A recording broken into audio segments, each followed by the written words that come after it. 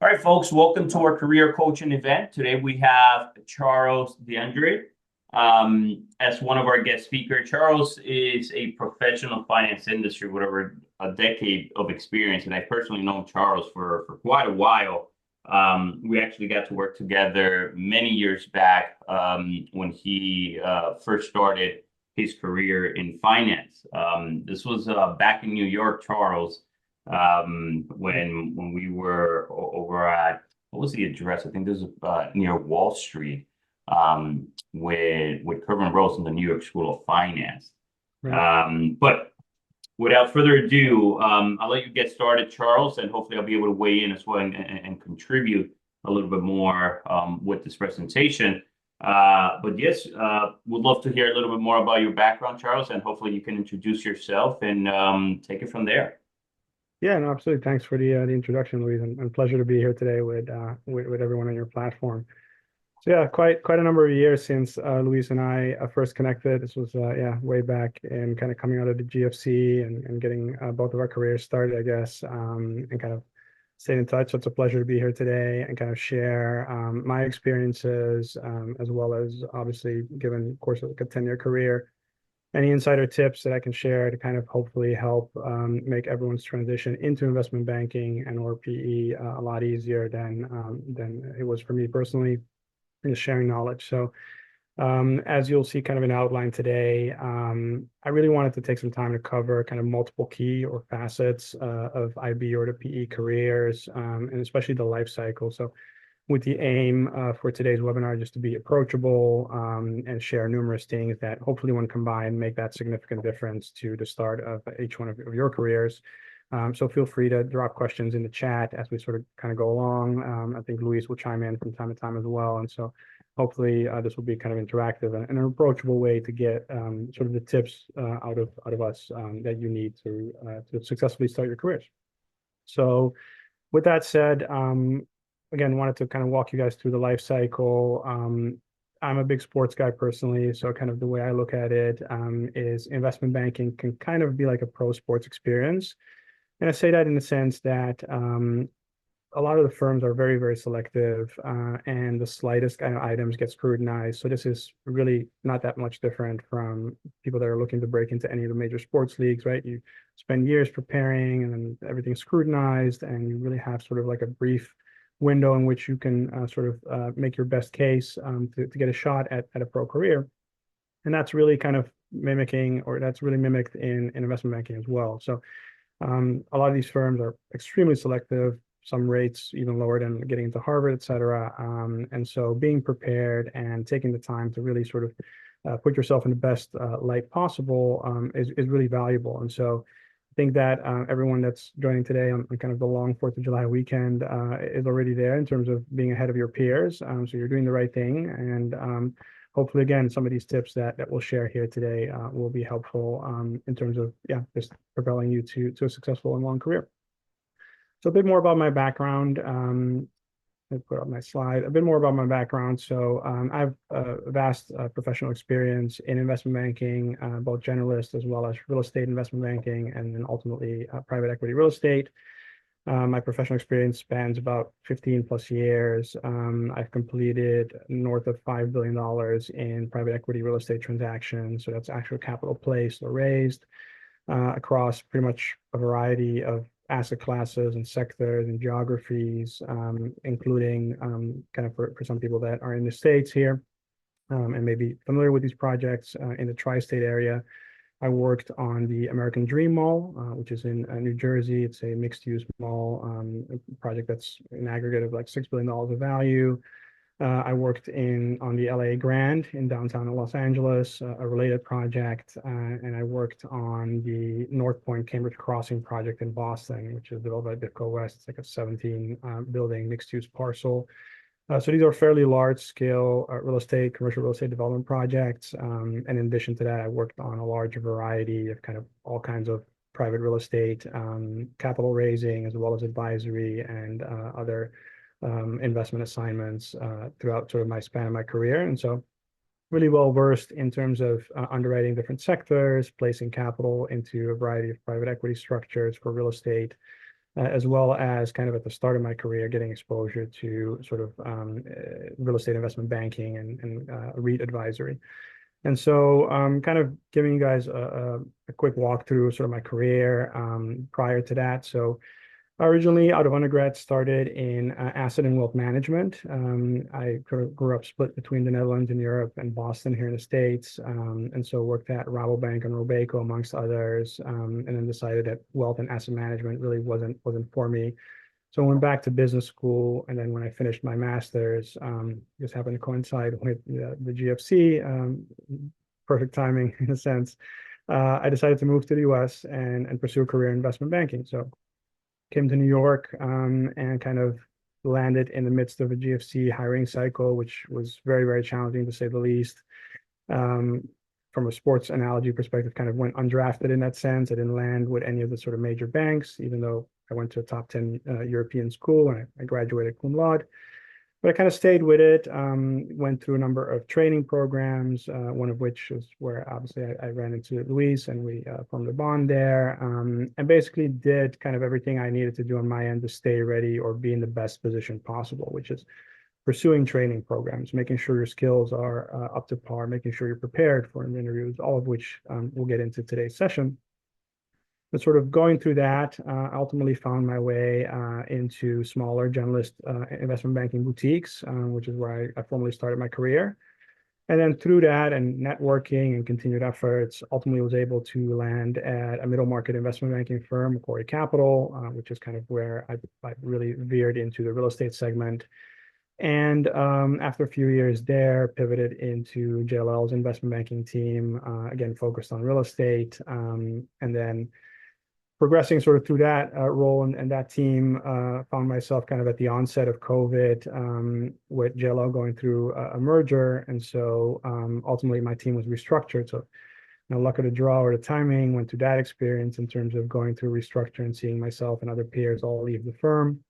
And then kind of going through COVID as well. So have some challenges and kind of life lessons that and perspective that I can share from that regard. And then ultimately going through those experiences, finally landed in private equity real estate at my role where I am today, which is equity multiple, where I'm an associate director, predominantly responsible for acquisitions and investments and investment strategy. And so throughout the course of sort of those experiences, again, the main takeaway for new entrants into the industry, such as yourselves today, is to really stick to sort of preparing yourself and keeping sort of the long-term goal in mind. And it can be hard to do, especially coming out of college and your focus is just landing an analyst or an associate role and sort of getting going. But don't sort of negate what comes after, right? So after you land that role, start thinking about sort of your next steps longer out into the future and what it will take for you to position yourself in that role to be successful and capitalize on that, be it 6, 9, 10, 12 years out, right? And that doesn't necessarily have to be IB or PE. We'll talk about some exit opportunities towards the end of today's session as well. But, in general, just the message is to kind of keep focus on the longer term goal while you work through kind of your shorter term hurdles and challenges, right? So with that said, kind of want to, I guess, kick off the session today and start with, from a timing perspective, networking and interviewing. Then we'll get to sort of some of the on-the-job elements, and then we'll finalize the session today with looking at sort of continued career growth as well as exit opportunities. So the way the US, I guess, hiring culture and structure is set up is that you definitely need to network to some extent to be able to get a fair shot at a firm. It's probably easier if you're coming from a target school and have sort of that legacy or that alumni network that you can sort of continue to build on. It becomes more challenging being from a non-target background. Myself, coming from, again, a European school, considered a non-target here in the US, kind of has gone through that non-target background process. And a key in that is to network and network effectively. And this is a skill onto itself. But as you'll see with different components that we'll touch on today, a lot of these competencies, if you will, are going to come back in various formats later on in your career when, because of the nature of investment banking or PE, your career role will shift. And we'll get into all of that. But to start off, networking is one of those key competencies. And so what does it take to essentially network from a successful perspective? So I've put up a honeycomb slide here with several factors that I feel are essential to be a successful networker. And so I'm going to start on the top left-hand sort of honeycomb, which is stay up to date. This is something that a lot of people may take for granted, and there's different sort of levels to it. But essentially, staying up to date means, finance or a career in finance, whatever your motivation is to get into finance, is, I guess, now your profession. And so because it's your profession, you should look at it from that nature, where staying up to date and staying informed of kind of everything that goes on into your field is essential to be able to hold a conversation or to ask questions intelligently, or to even summarize things when you're in dialogue with someone. And those exchanges can then lead to other opportunities based on how someone views you through that exchange, right? And so this is just kind of the general spectrum. Read the Wall Street Journal, Financial Times, Bloomberg, New York Times. You don't have to read these cover to cover.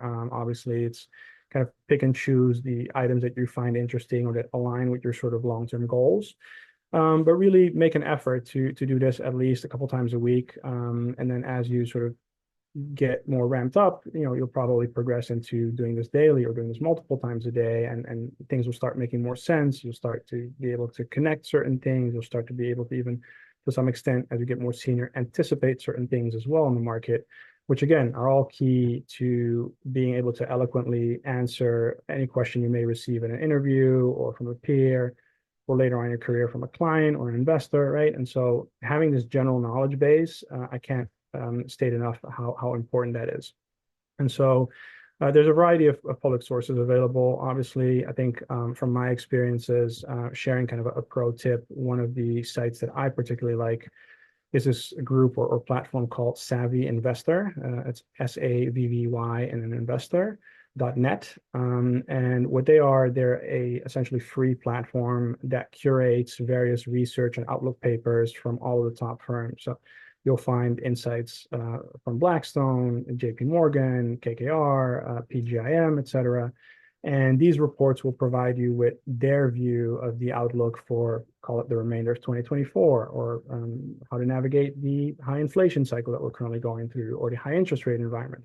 And so reading these reports and getting these insights from the top research people essentially in the industry can be an invaluable resource, especially when you're still at the junior end and you don't necessarily have the skills or the experience to really formulate your own train of thought or your own conclusions. Kind of piggying off of these reports and kind of using them to your benefit. And in conversations, you can say things along the lines of, hey, that's an interesting thing you mentioned. I happened to read a report 2 weeks ago that highlighted X, Y, and Z. And what are your thoughts about it, right? And that is a segue to really kind of have a pretty intelligent conversation with someone. And if you're able to kind of hold that conversation and really offer something interesting to whoever you're speaking with, that can be a memorable moment where that person may then be more inclined to help you or to stay in touch with you, right? So those are kind of things that you should look for in a networking conversation.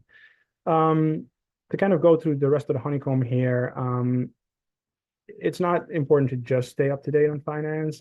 People work on a lot of transactions in the finance field. You deal with numbers and analyses and clients and investors all day long. And so at times, especially when it's a casual networking event, some of the last things you want to talk about as someone who's done that for 90 hours a week is more finance, right? And so it's interesting to be able to talk to someone about other interests. And so actively, beyond just staying up to date, you should also make a concerted effort to just develop other interests, whether it's hobbies or sports or anything else that can kind of spark another connection with someone, maybe connect on a more personal level even, and kind of further the relation that way. And so definitely kind of try and make yourself into a well-rounded person, travel, read, go through lots of different experiences such that you can then use those experiences to talk to someone and kind of form a bond that way. The third component here on the left-hand side of the honeycomb kind of speaks to that as well. It's to always be prepared. It's good to have those skills and develop them and kind of wing it, if you will, when you're in an interview situation or a network situation. But it pays off to be prepared and kind of beforehand know what some of the people that you may run into at this networking event or speaking to at this meeting or interview, what they may be interested in, what their backgrounds are, what they've kind of gone through, to the extent you're able to find that out on LinkedIn, or maybe if it's more senior people, maybe there's interviews or webinars that you can look at and get a sense of, hey, this person is really interested in X or Y, or this person has gone to Z school, and that's maybe something that I can connect or relate to. And so being prepared kind of helps you almost get a leg up on the potential networking conversation or interview conversation that you have, and you'll be able to kind of get to that connection sooner rather than later, or kind of talking to someone, kind of just fumbling around and looking for that one connection point, but not really kind of hitting that connection point. And then in essence, that's maybe not the best networking or interview situation that you put yourself in, right? And so that's another, I guess, key element. Then on the right-hand side of the slide here, just wanted to outline a couple of things that really can outline how to do this more consistently successful over the long run, right? And so definitely use LinkedIn, other tools to keep track of your contacts and connect more easily with people. Maintain the relationship over time. Networking is not just a one-time thing. Check in from time to time. If you see that someone's visiting your city or you happen to visit that person's city, maybe reach out for coffee or for lunch. If you, again, to grow the relation, if you're looking at the website I mentioned, Savvy Investor, and you come across a really interesting research report that person X in that field may have not seen yet and may be interested in, maybe forward that report to that person and say, hey, I came across something really interesting, made me think of you, just wanted to share that with you. By the way, we haven't spoken for a long time. Are you available for a catch up next week or grab coffee or something? And you can kind of keep that relationship going and sort of grow that out over time, because over time, these are not just sort of passing by relationships. Over time, these relationships should become more and more important to the point where you can leverage them, and it can be a mutually beneficial relationship, either someone coming to you for business or for a job opportunity, or you going to someone else for business or a job opportunity, and kind of really build on that, right? And so what does that look like over time, and as you kind of progress through your career?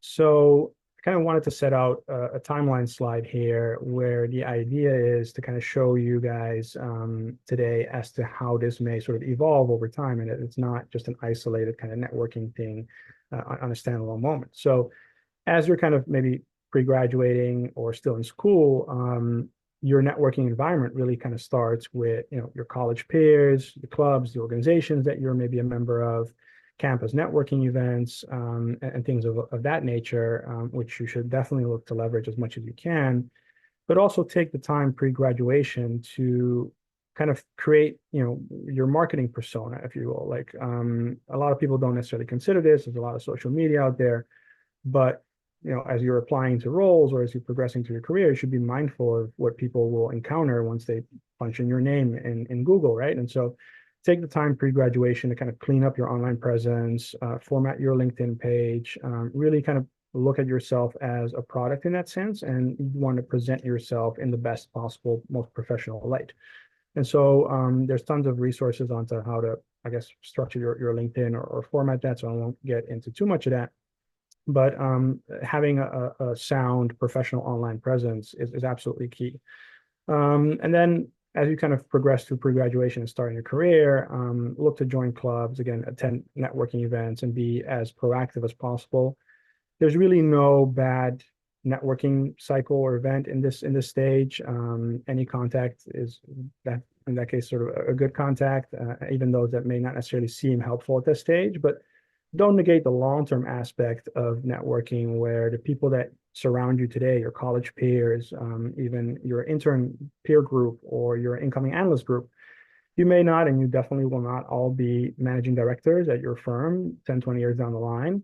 But as this group disperses and goes into their different directions, people may start their own firms. They may stick with IB and progress to those senior levels. They may pivot into PE or other ventures. These people can become invaluable resources and contacts to you. So don't sort of negate that aspect, where meeting someone today and them not maybe necessarily being quote unquote helpful to you today does not mean the fact that a couple of years down the line, that can actually be a key person to your networking events. So then as you progress through your career and you actually start out, again, as I mentioned, your peer group will be a go-to resource, immediate seniors as well. At the starting career stage, you should also start thinking about which people or which person you'd want to have as your mentor. Take your time to kind of find out what sort of certain seniors at your firm are like, what certain peers are like, and really try and find the people that kind of mimic your career track that you envision for yourself, and kind of will carry a skill set that you think may be beneficial for you to learn more of or some emulate to some extent, and kind of try and bring those people closer into the fold where you can ask them whether they're open to an official mentorship track where periodically you can check in with them and build sort of a trusted relationship where you have a group of people that are in your corner that you can go to for sound advice, because that will be an invaluable tool as you kind of progress through your career, be it within IB or be it outside of IB on your own ventures or other sort of sector streams. Again, in this level, and as with any level, maintaining your LinkedIn, your online presence are obviously all key. As you start your career, you'll kind of know, okay, I'm in sector XYZ, or this is kind of my main focus within my role. Start also looking for voices or influencers or top leaders in that sphere that can actually give you some perspective and some additional tools to be a better professional within your field as well, right? So don't just network kind of within that bubble, but look to sort of the next tier as well. As you go sort of through the later career phases, meaning early career or professional stages, you'd want to position yourself and network with other key leaders in other sectors as well, right? And be seen as one of the go-to people within your field. Then in terms of kind of early career and professional, the nuance there relative to the earlier or junior stages is that the shift will be more towards becoming more of that industry or sector leader, right? So if you're, for instance, in tech investment banking, at the early career or professional stage, you may want to think about attending conferences. Maybe you can be a guest speaker. Maybe you can do blog posts or write or contribute to certain articles that speak about certain trends in your industry, right?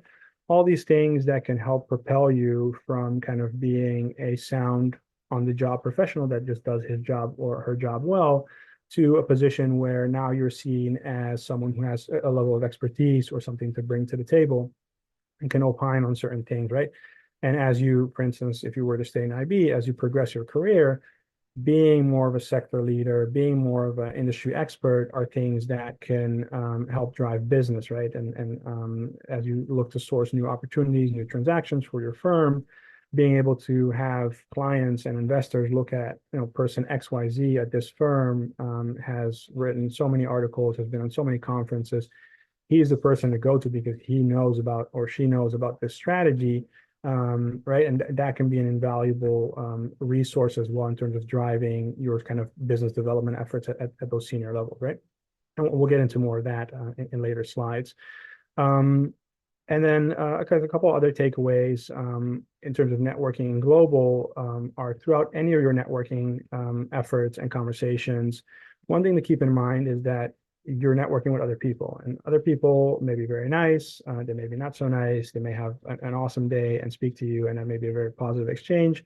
They may also come off of a terrible week where they've worked 100 hours and there's problems with clients and investors and deals are falling apart. And that sort of week is then carried over and reflected into your networking conversation.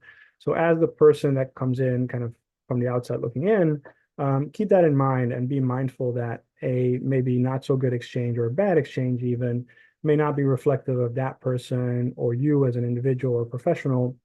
And you should just look at it in isolation and say, okay, maybe this wasn't a good effort. Try again in some time down the line. And if it doesn't work out, just move on and keep going and networking in a direction that does bring some positivity and does bring some good exchanges. And so I can actually give a tangible example of that. I, at some point in my career, was looking to land with any sort of middle market firm and transition or progress out of this boutique sort of role that I had. And so as I was networking left and right, I ended up speaking with someone. This was coincidentally about 2 to 3 weeks before I actually landed a role at a middle market firm. And I spoke with someone who was an executive at a small boutique. He had like 20 plus years of experience as director. And one of the first things that the director said to me during coffee is like, looking at my background, like, you're European, you went to European school, no one's ever heard of your school here in the States. You have an asset management or wealth management background. You're not going to break into investment banking. There's no group here in the US, there's no firm, even my small boutique, we wouldn't be interested in hiring you. You just don't fit the profile, and you just don't fit what we're looking at and what any firm is looking at. So my advice to you would be, honestly, to go back to Europe and see if you can get back into asset or wealth management. Um, and this was me coming sort of out of that world, having gone through a master's program, having made the concerted effort to be in New York and try and get my investment career started. This contrasted directly to what I was trying to do. But that said, that's his view. I was taken aback by it for sure. But in the back of my mind, I was like, okay, this is just one person's view. He's at a boutique. I'm actually in the midst of interviews and final rounds of interviews with a middle market firm, and I'm confident and capable in my own skill set. And I've gone through different training programs. I know how to model. I know how to talk through finance and the things that I'm supposed to know how to talk through, like a DCF or an LBO or valuations. So I know what I know. There's a lot that I don't know that I would like to learn, but at no point did I let it feel like I was in a stage where I wasn't qualified to be in investment banking or to progress my career. So I just took that networking moment in isolation, kind of pushed it to the side and kept going. And literally within a month of having that conversation with that director, I was at a desk at a middle market firm here in New York and working in investment banking. So that goes to show that one exchange or the exchanges you have may not always necessarily be helpful. On the other end of that spectrum, they may be invaluable, right? You may get the greatest advice and the greatest support ever. And that's great, but obviously the positive side of it always works out. The message here is, if you do encounter a negative experience or a negative networking call, don't let it get to you. Kind of have tough skin and kind of move on. And this is something that will come back at some point later in your career as well, as you're a director or a senior person at a PE shop, a principal maybe even. You will have to go out and source new transactions or talk to new investors and get them to fund additional capital into whatever vehicle you're raising capital for. And those conversations won't always be easy. Those conversations won't always end in yeses. And so you need to have some base level of resiliency and some base level of kind of innate positivity, where a no or getting rejected or not getting the favorable outcome in an interview or in a conversation is not going to withhold you from still pursuing other opportunities and landing other opportunities as well, right? So that's really the main takeaway. And then to wrap up this slide, I would say, and this is something that will be a recurring theme in different things we'll cover today, tracking and kind of maintenance of pretty much everything you do in investment banking is almost a skill unto itself. You want to be very detail oriented. You want to be very organized and very sort of meticulous about how you track different things throughout your career. In this stage in networking, you want to track your contacts, obviously, but you also want to track certain notes, right? So something that we kind of glossed over, but for instance, if I speak to someone and that person mentions, at the start of the call, sorry, I was a few minutes late because I was actually just dropping off my kid at school. It's okay, so you have kids. You mind me asking how old they are? Oh, I have a son, he's like 4 years old, or I have a daughter, he's like 4 years old. These are kind of personal elements and personal kind of clues that you should kind of obviously try and remember. But as you speak with 100, 200, 300 people over the course of a year, over the course of a career, multiple years, you're going to forget these details if you don't somewhere register them or track them down, right? And so if you have LinkedIn, that's a great tool to kind of stay in touch with people. But another tool that you can use is, for instance, any address book of any sort, your Apple contacts or whatnot. There will usually be a notes function in there. Make sure you take down certain notes. This person went to Wharton, or this person is a massive North Carolina fan because he went to school there, or this person has a 4 and a 5-year-old, or this person just moved from New York to LA. Take those clues down, because those can be things that when you have a conversation with this person in the future, you can follow back up on, right? You can reach out to someone like, hey, just wanted to check in. How's your move to LA then? How you gotten settled so far, and how are you liking the environment? Or how are your kids dealing with the transition? And these are kind of personal connectivity clues that if you don't jot these down or track them, your networking efforts can become very flat over time. It can be just centered around just work or just the projects. And then you run out of kind of, I guess, material to talk to or talk about. And then that can then impact how effectively you can continue to network. So if you want to build deeper relationships and really have them progress over time, try and find a way of tracking this. And then, yeah, check in periodically and keep sort of up to date as to those person's movement, but also inform them of your movements, right? It's two-way street in that sense. Progressing here to then the interviewing stage. So once you go to, I guess, a successful networking round or multiple networking rounds, you should hopefully see more interviewing opportunities or opportunities to land places. The best kind of way to enter into an interview is arguably if you're able to network to an extent where someone says, hey, I came across this role and I thought of you, and this may be an ideal position. I know such and such at this firm. I'm happy to make an introduction if you're interested. Those types of ways to land into interview processes are far better than kind of submitting your online resume or email resume and kind of trying to track down the hiring manager on LinkedIn and build a networking rapport with that person or find other alumni. That's kind of, I guess, a cold networking to interviewing approach. Whereas having a warm introduction, if you can land one, is always kind of the preferred way. So once you then land at those interviews, what should you kind of think about and what should you kind of have in mind, right? And so in that sense, the best advice I can probably give in this area is that interviewing is a pretty standardized process. And because it's a standardized process, you can actually prepare pretty adequately for this. And there's a variety of resources, including obviously Luis and what he offers on Romero Mentoring, to help you better prepare for interviews and go in well-rounded. But there's really no excuse as to your preparation and how you build up to that one session of an hour or maybe super day with multiple people, multiple hours, and how you then position yourself to extract the maximum result out of that, right? And again, this is a common theme where as you move throughout your career, this will become a more prominent perspective of your career where you're going to have to go into pitch meetings or meetings with investors to raise capital or gain interest for your transaction.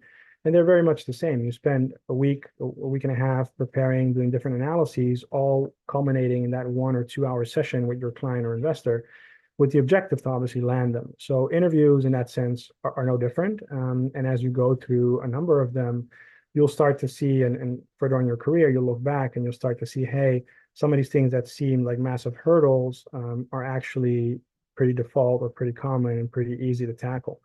And so kind of going through the slide here across the different levels, at the intern or analyst level, the main focus is going to be kind of your story, your fit, your technical knowledge, all things that are very easily prepared for. It just takes time and effort, knowing the technical components and pieces that you should know and be aware of, and going into interview and showing that, right? And speaking to that. So you can practice, you can find tons of online questions, et cetera. That's really sort of an easy thing to tackle.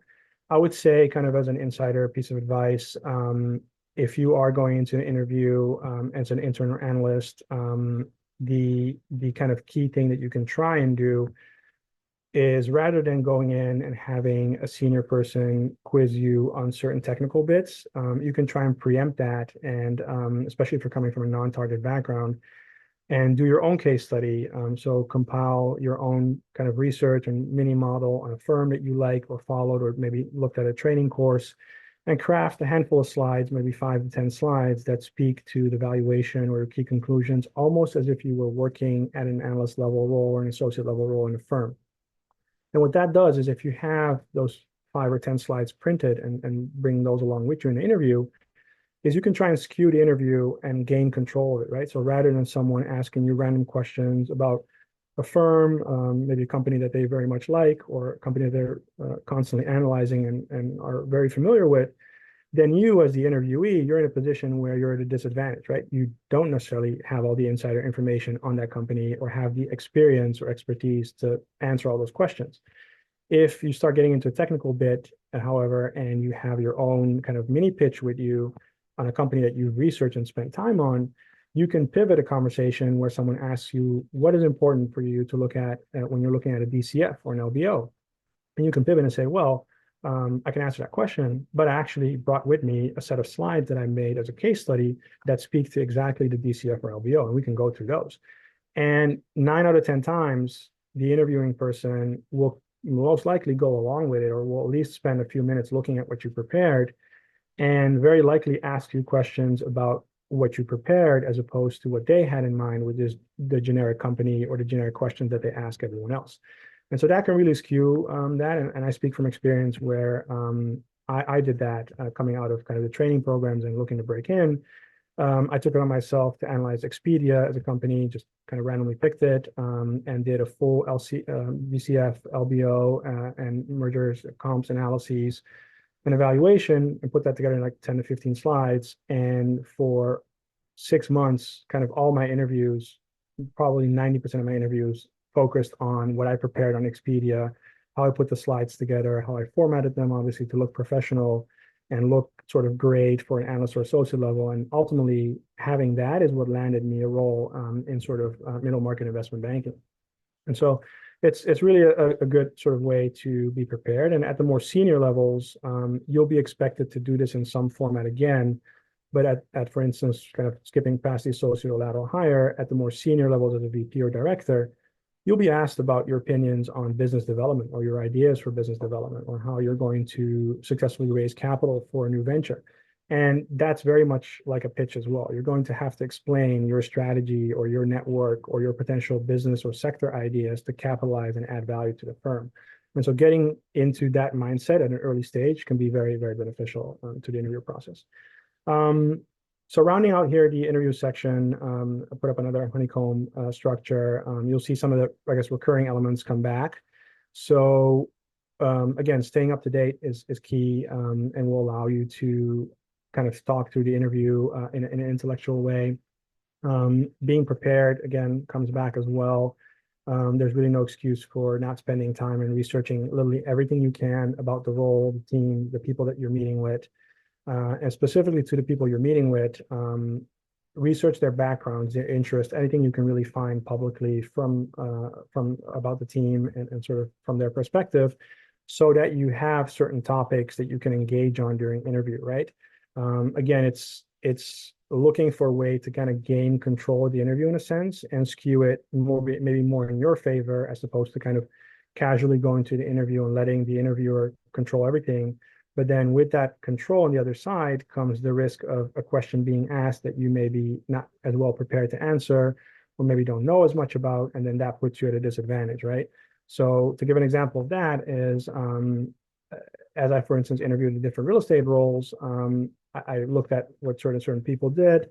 There's, publications about certain seniors doing certain transactions. And if I see, for instance, that the group head of my team has done a transaction in the retail space, and I happen to have done some stuff in the retail space in my past as well, as I'm already preparing for an interview, even before I get to the interview, I will highlight some of the retail deals that I've done in my past on my resume, just to kind of create more of a potential link where someone sees my resume and has experience in the retail space and looks at it and says, hey, this person has done some really, really interesting retail deals. I would like to at least speak to this person. And that may be the nudge that lands me an interview versus not landing an interview.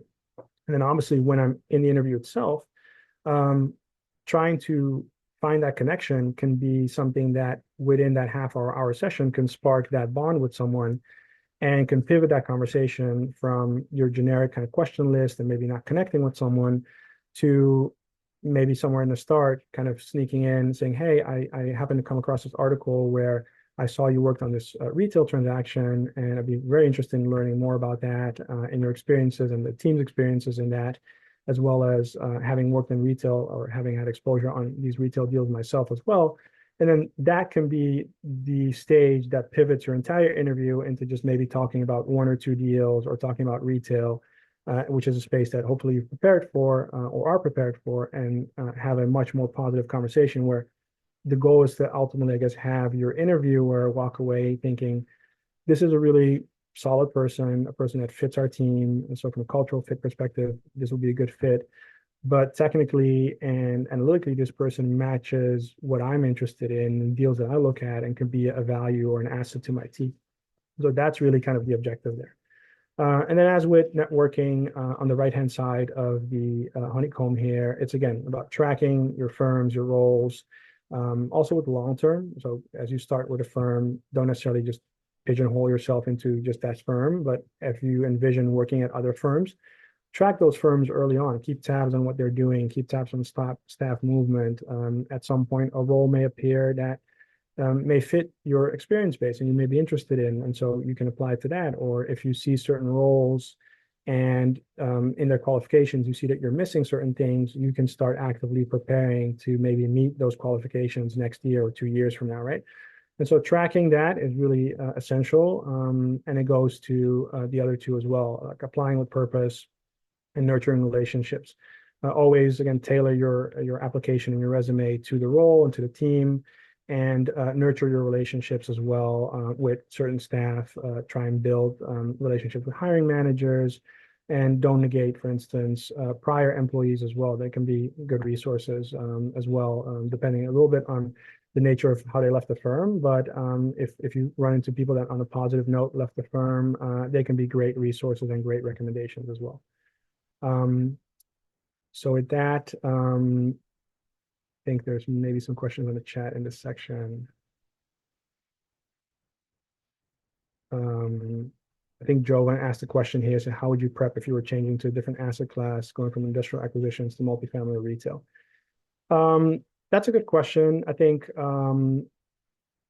if your experience is mostly in one asset class as opposed to in the asset class that you're targeting, I would try and obviously highlight that. So from a proficiency basis or technical experience basis, you have that kind of as your go-to, but spend additional time researching the kind of key metrics of the sector, or so for instance, if you're switching from industrial to multifamily or retail, read multifamily or retail reports, outlooks on the sector. You want to know the sector drivers, you want to know what's going on, recent large transactions.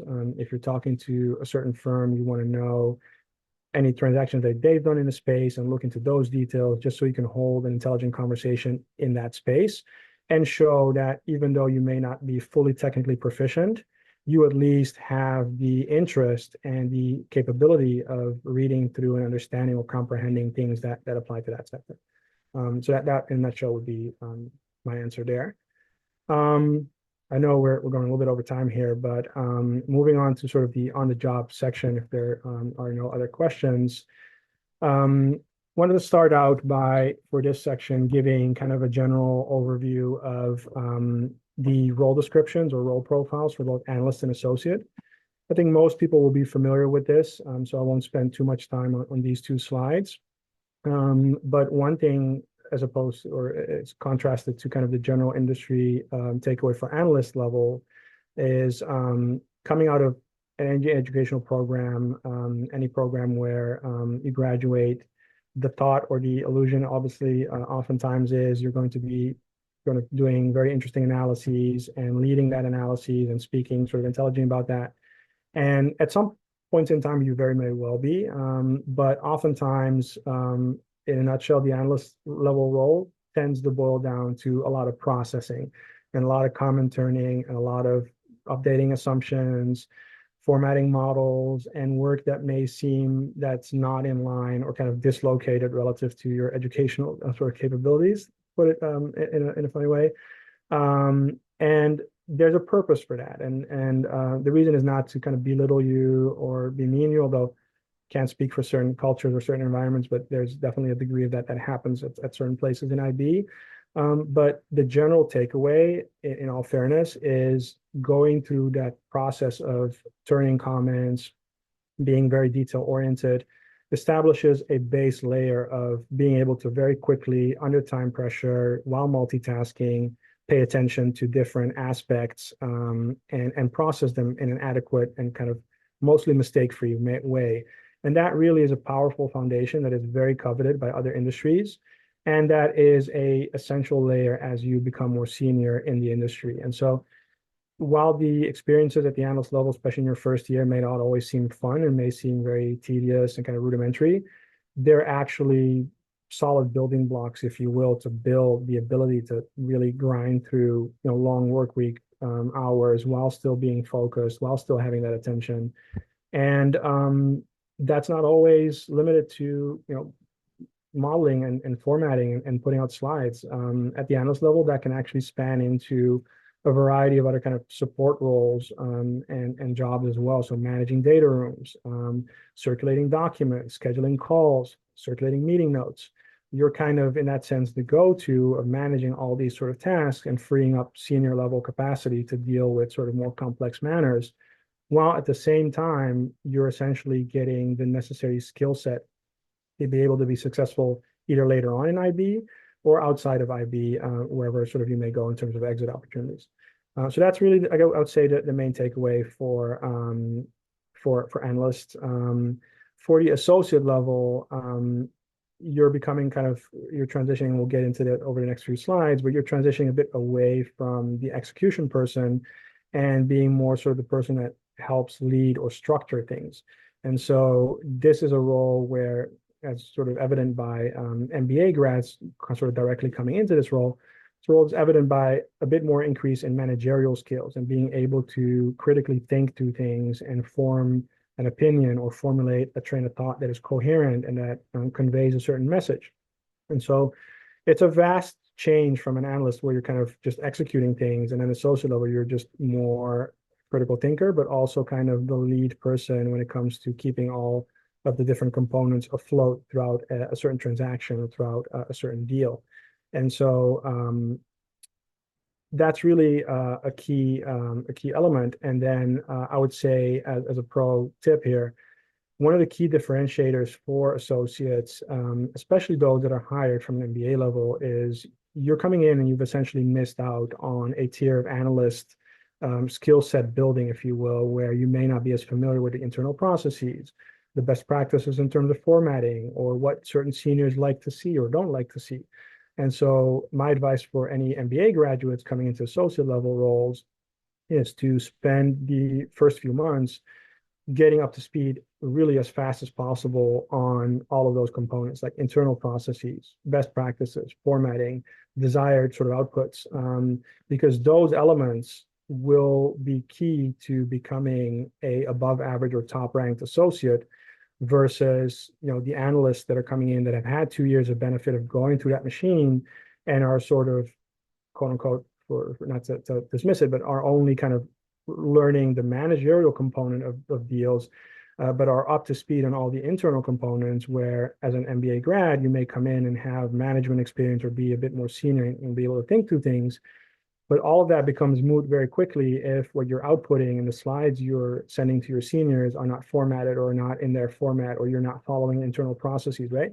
And so this is an absolute essential point, and a point where I've personally seen top graduate cum laude MBA associates get really outshone and outranked by rock star analysts that have a good grip on all of those processes and just dominate that. And then the associates that are not able to put that together, they're struggling and they're not getting ranked as favorably. So that's a good segue to our next slide, which will be a key slide for everyone on the presentation today, which is performance and compensation. So whatever your motivation is, there'll undoubtedly be a segment in the group of people that go to IB or PE that are motivated by the financial upside of the career track, right? It's one of the things that you may not necessarily want to lead with that in an interview. Depending on the person you're interviewing with, that may actually strike a chord and you may actually do well. But compensation is obviously a key factor. IB remains one of the few tracks where, and we'll get into that with the exit opportunities, compared to other opportunities, there's a relatively outlined path of, if you don't drop the ball across your career track, you will progress to a mid to high six-figure salary just by kind of sustaining and going through all of the steps that you need to go through sort of career-wise, which is pretty unmatched when you think about it compared to other jobs, even starting your own firm. There's nothing really that guarantees you a certain pathway to a certain level of compensation, right? And there's volatility and there's different things that can happen, but again, that's really a staple of IB.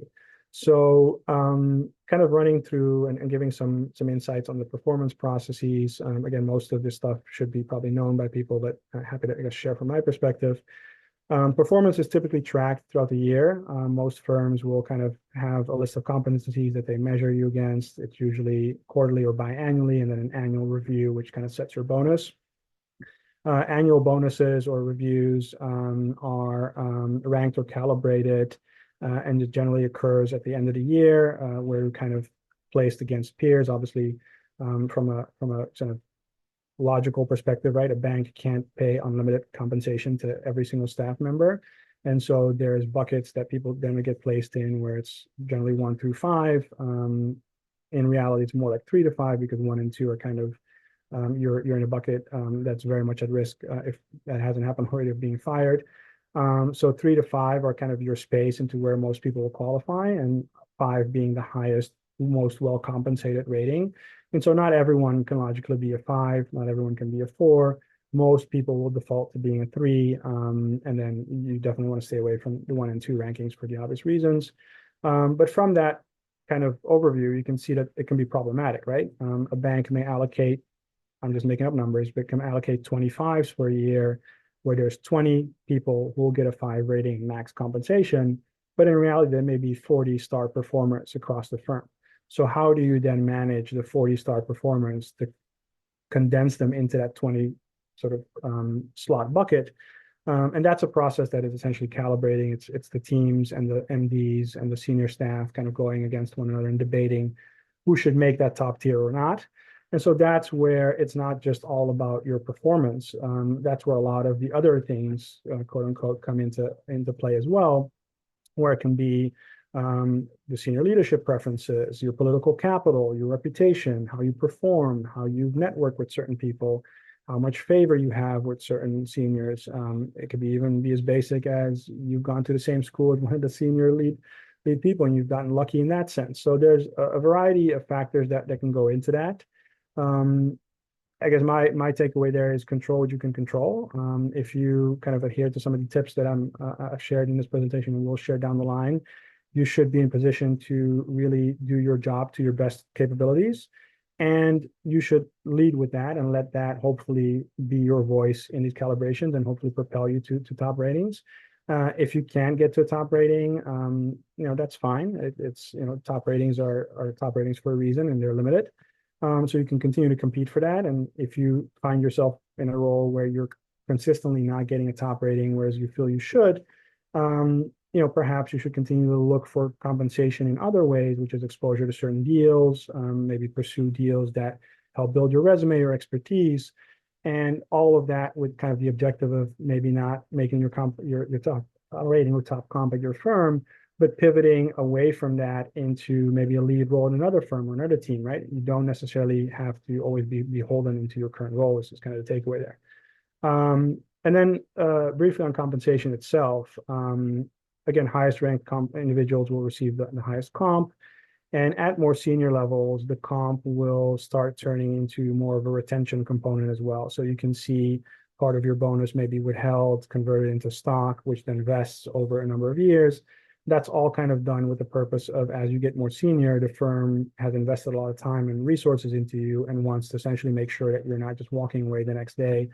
And so I would say kind of functionally, the break point for that is really the VP level, where at VP and beyond, your retention is going to become, if the firm is well managed, it's going to become more aggressive, where the incentive for you to walk away is going to be more prohibitive, right? And you're going to lose certain options or certain component of your compensation, or you're going to have to find another firm that is going to compensate you for that and bring you on board and really sort of headhunt you away from a certain role. And so that's something to keep in mind that as you go through more senior levels, kind of you should be at a place where mentally you should know whether it's the firm and the role in the team that you really see yourself putting several more years with, or whether you're at that stage better off moving to another role. So kind of pivoting away from compensation here, let's see if there's any questions here.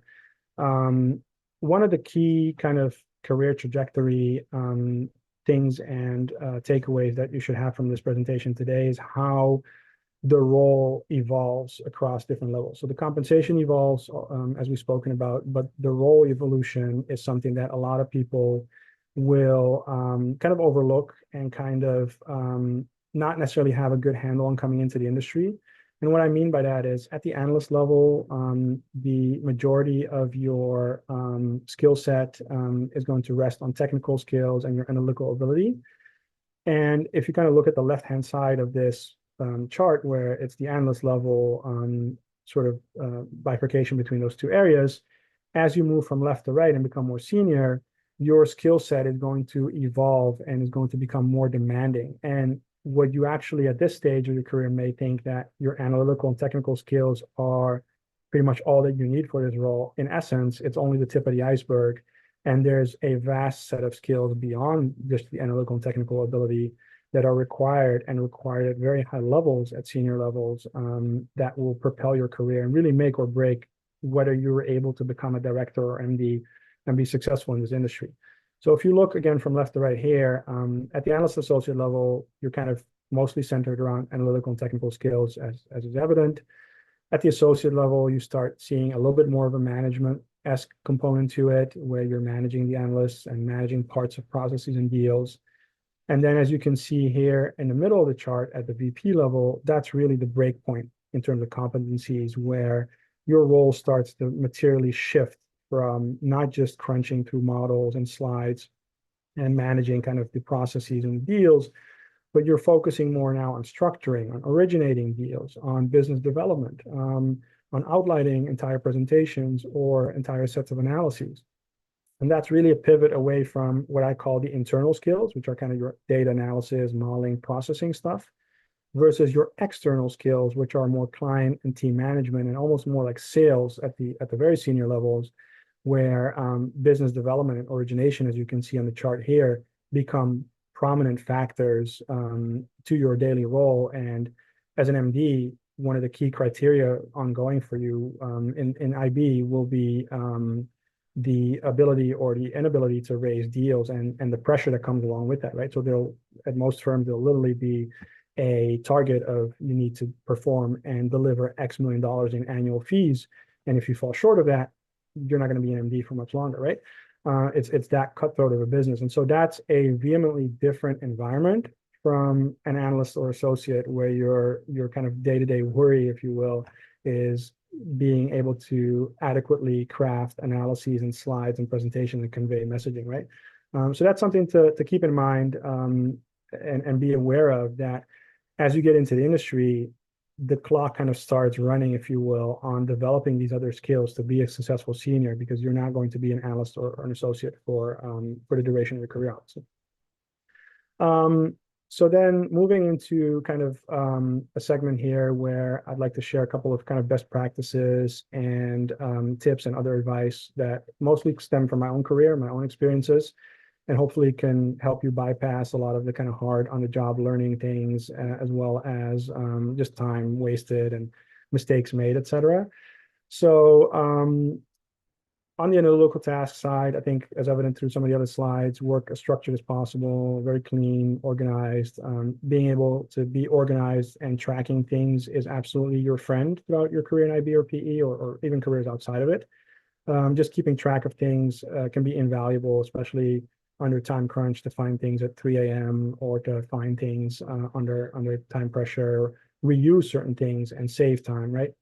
And so definitely keep track of that. I would say try and develop your own format or modules, or own style, where things that you work on are presented in a certain manner, which can kind of become your calling card within your organization or your team, where if someone looks at a certain model or certain slides, like, hey, this looks like something that Charles would have worked on. And so that becomes kind of your marketing tool as well, where if at some point other people use parts of your model or your presentations, you can say, oh, that's something that I think Charles originally put together, which then go into the calibration in your performance, right?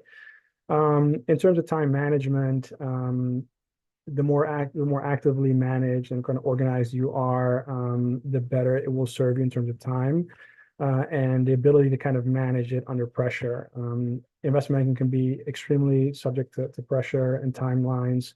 Some of it warranted, some of it may be driven by management or senior leaders not always being able to effectively manage their time or communicate. And so you'll get crunches in time for that. So the best thing you can do in your end as a junior is to very proactively manage your time.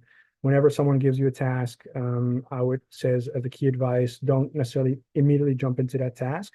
Take 5 or 10 minutes, review what the task is at hand, what the outcome or the desired outcome is, what the deliverables are, and immediately identify bottlenecks or certain questions, aggregate them, and then go back to your associate or your VP and say, hey, I've spent half an hour with the task, the material, the different parts of the analyses, and I think this is going to take X time, and I foresee at this stage, this and this and this being a bottleneck. Can we briefly talk through that, get your perspective?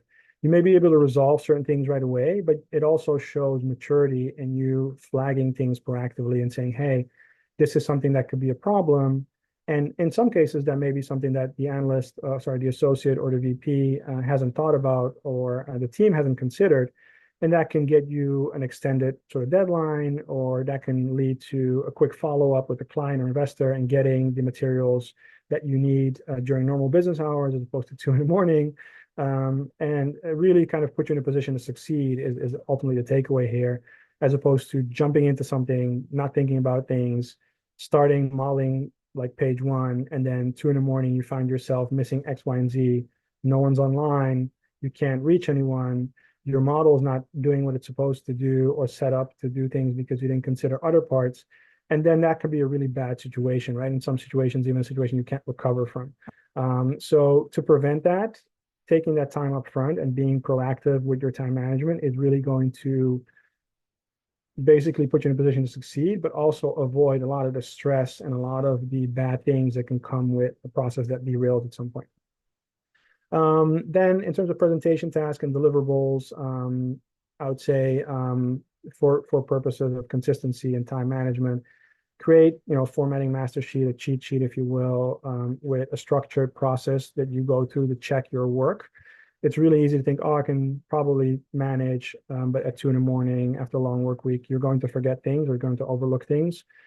It's very rudimentary, but having something that's like literally I check A, B, C, D, and then I sign off and send it can be something that over time can be very comforting. You know your steps that you need to go through to deliver something at a high level, and can prevent a lot of hard work being undone by kind of a mistake at the 1-yard line that kind of undoes everything that you spent a ton of time and efforts in working for, right?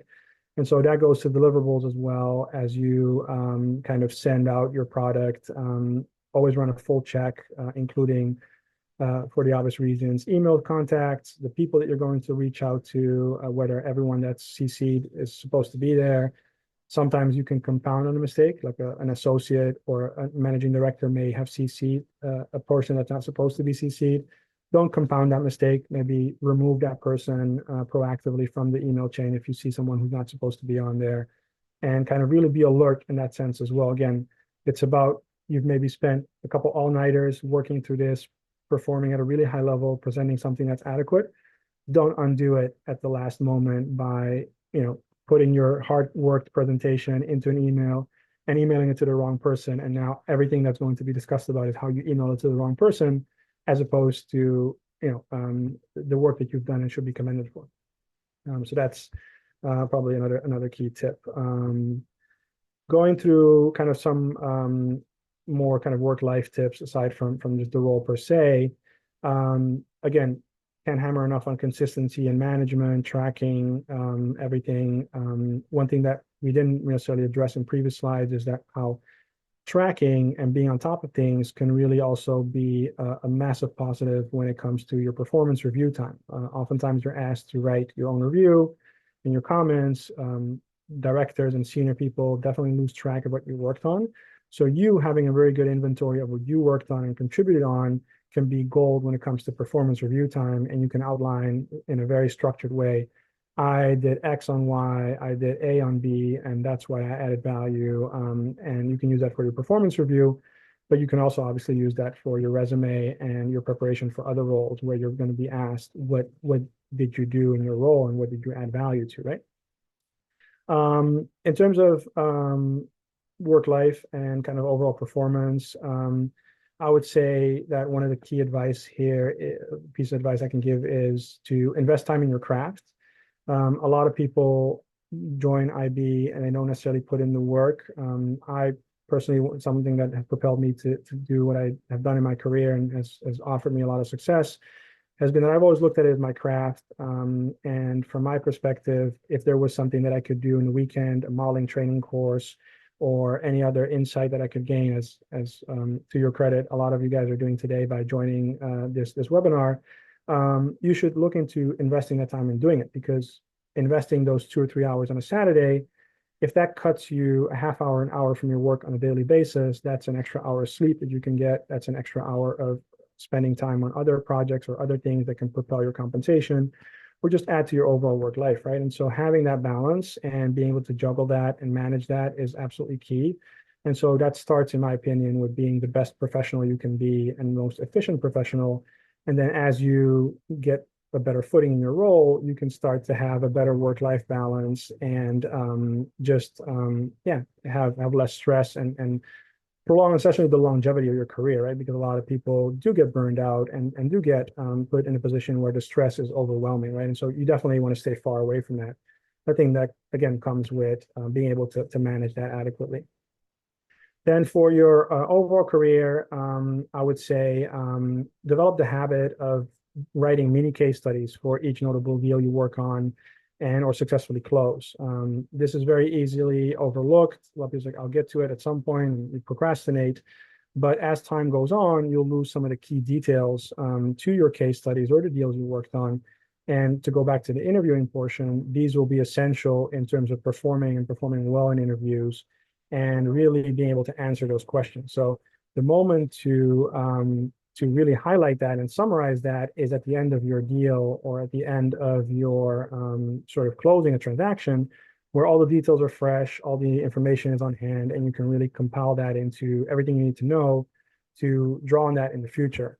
And obviously, as with anything else, it's kind of a disclaimer, you should, as you compile this or aggregate the information, you should check with compliance that you're not violating any kind of proprietary information rules or safeguards, right? It should all be very much in that context that most firms will allow you to summarize notes or certain information, but please don't go emailing sort of yourself models or presentations without checking that with your seniors. Then rounding out kind of our insider tips segment here, this is more kind of work life and the management aspect. We kind of touched at it on points with the analysts and associate kind of role levels where a lot of it can be admin tasks, a lot of it can be sort of more tedious tasks. And to that point, there's a number of kind of insider things that you can go through that can make your life so much easier, but that are oftentimes just not really appreciated or looked at when you join as an analyst or associate. So starting in the sort of circle here, the octagon, but on the aspect of travel, preparation will equal time, and time is gold across pretty much everything you'll do in your career, either inside of IB or outside of IB. And so what I mean by travel is a lot of your senior staff are going to be members or have clearances with certain travel programs or have access. And the last thing you want to do as a junior person is be in a position where you're slowing down or being an impediment to senior travel and senior efficiency. And so a way to bypass that is as you join, you should absolutely look into memberships, right? Clear, TSA Pre, Global Entry, anything that can facilitate you going through customs, et cetera, and speed that process up. There's a lot of credit cards that may offer this as a benefit to their program as well, and including other travel benefits. So definitely look into those as well. But the idea here is to be prepared so that as you travel with a senior staff member, you're not the one that the senior staff member then has to wait at a certain gate because you're going through security checkout or clearance or some other check, and this person can't travel. And because that person can't travel, what that's going to result in is that next time for a certain meeting, that person's going to be like, I'm not taking the analyst or the associate today because I don't want to travel that way, or it's fine, I can handle it on my own and brief you later, and you miss out on opportunities. And so being able to kind of keep pace with your seniors is I feel like essential. And so it starts with those memberships. but also being prepared. Because golden rule by B, never check any luggage. Again, be at the same pace as your senior, right? If your MD is traveling with just a carry-on, you mimic that and you travel the very same way, so that from your end, there should be no delay or no hiccup to that travel or to sort of those logistics.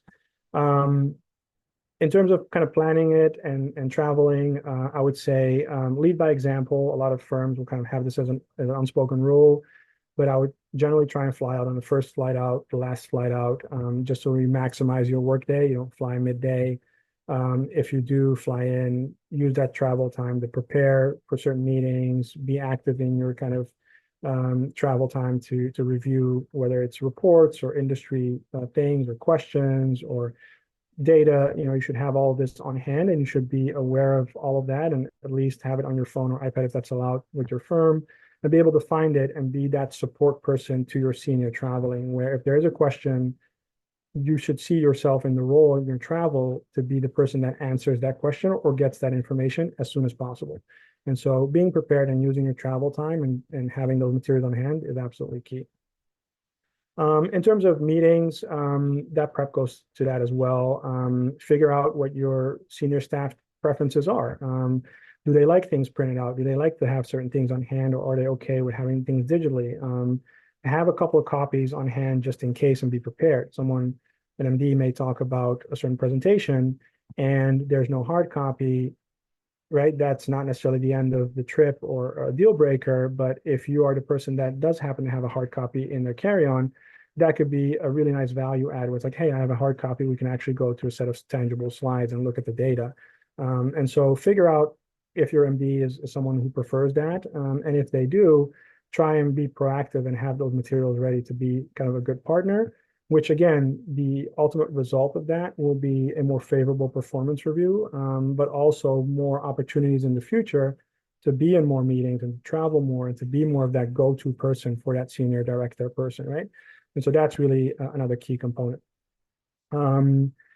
Then in terms of kind of office life and politics and working from home, be mindful that obviously we're in a work from home kind of post-COVID era. Be mindful that that's not an excuse to kind of kick up your feet and watch Netflix all day long. Treat it the same way, I would say, as you would on an office job or in an office role.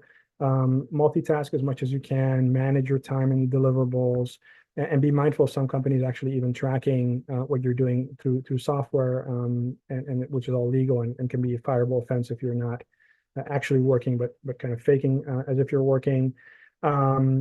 And just treat it as you would in an office role, but at the same time, do also take advantage of the fact that you are in your home, you are comfortable. Make sure you have adequate office, a chair, dual screen set up so that your work environment is in a good place, and you have your go-to coffee or your go-to snacks, etc. And you really put yourself in a position to be very productive as you would in the office, but at the same time, have a bit of a mental break where you're not having to deal with the office politics, FaceTime, currying favor to certain seniors, kind of positioning yourself, right? You're in your home, you're comfortable, but don't let that be sort of a impediment to do work at a very high level and kind of keep the eye on the ball of long-term performance and long-term promotions, et cetera, as well. In terms of, I guess, in-office life, to round out this slide, another kind of seasoned veteran tip is don't overlook how kind of things can pivot in the office and how chaotic investment banking can be. I would say have some spare essential clothing, a spare shirt or tie, or whatever it is that you need in the office, such that if there is an event or something, you can pivot into whatever is required to show up at a meeting or an event in a professional manner. Have maybe a toiletry kit or something in your desk drawer, emergency energy bars, that can all be kind of really things that you may overlook, but can be lifesavers when you're working through a 90-hour work week and there's pressure, there's last minute requests, and now you don't have time to go and go to dry cleaners or go order dinner, or even maybe you may even be so pressed for time that you don't even have time to go to the lobby to pick up your seamless or your delivery there, right? And so having kind of or being prepared in that sense can be a massive time save, and also a sort of level of comfort as you go through maybe very stressful situations.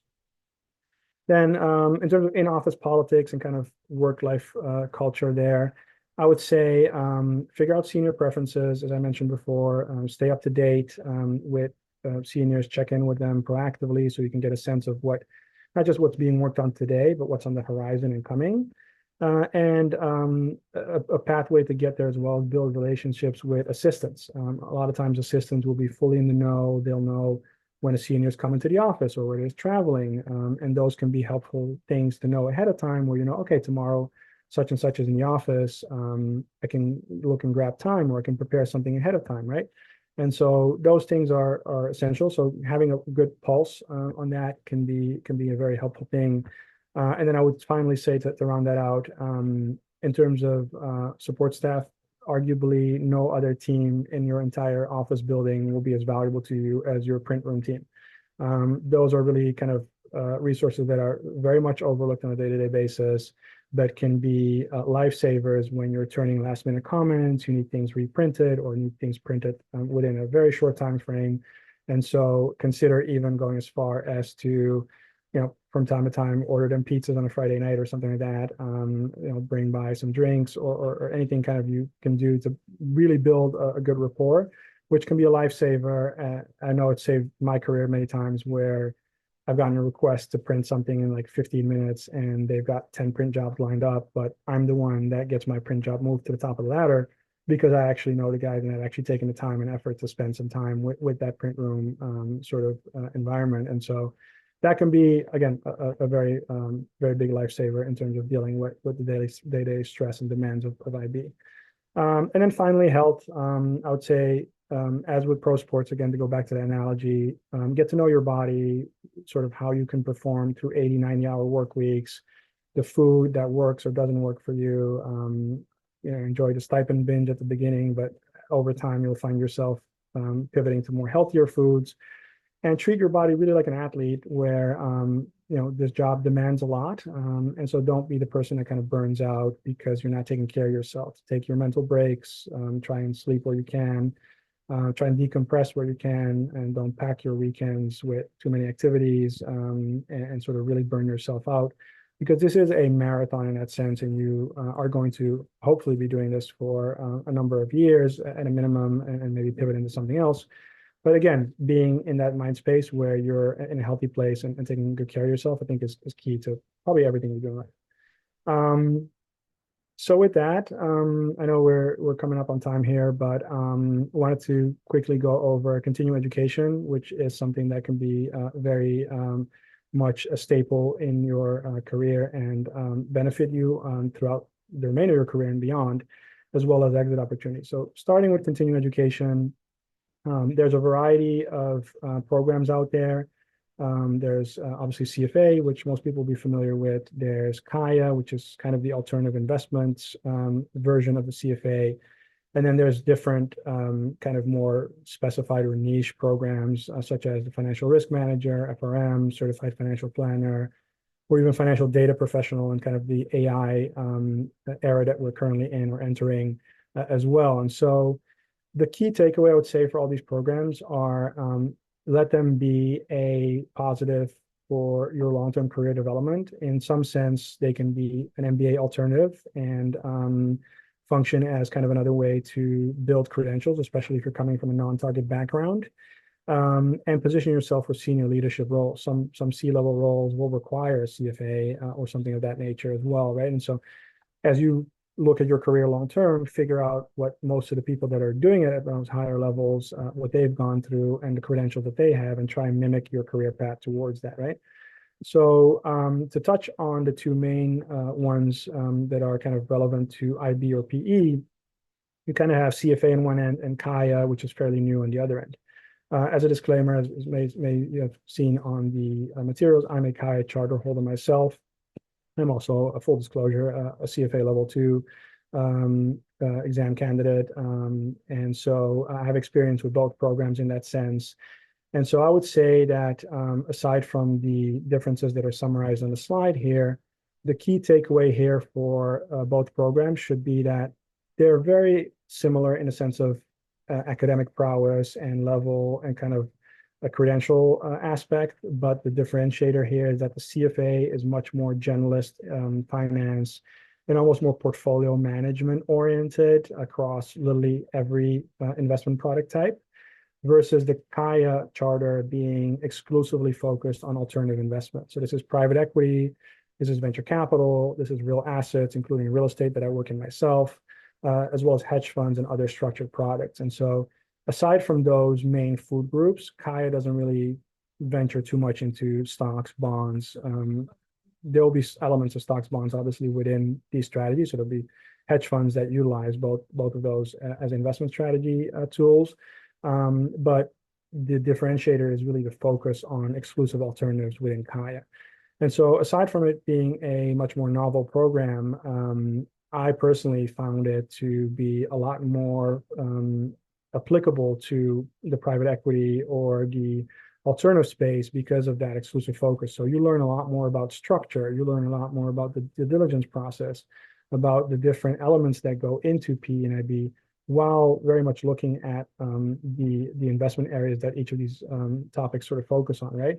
And so that's, to me, was a benefit being someone that operates in the alternative investment space. So my advice here would be, if you ambition to ultimately land in the alternative investment space, be it PE or in real estate or real assets or VC, personally, I feel like CAIA has a much more applicable value in that sense than a CFA.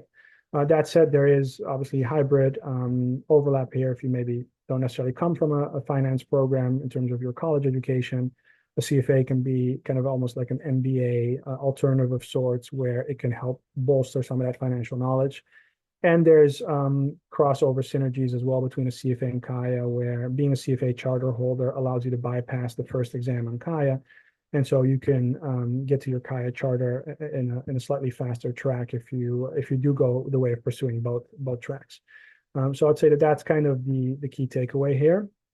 And so to round out today's presentation, wanted to kind of land on exit opportunities and what kind of the long-term sphere looks like in terms of your potential career, right? So obviously, most of you on the webinar today will be looking to break into probably IB or PE. And so IB, I would say, again, going back on some of the themes we've covered today, it definitely is a very pressure-filled and results-driven lifestyle.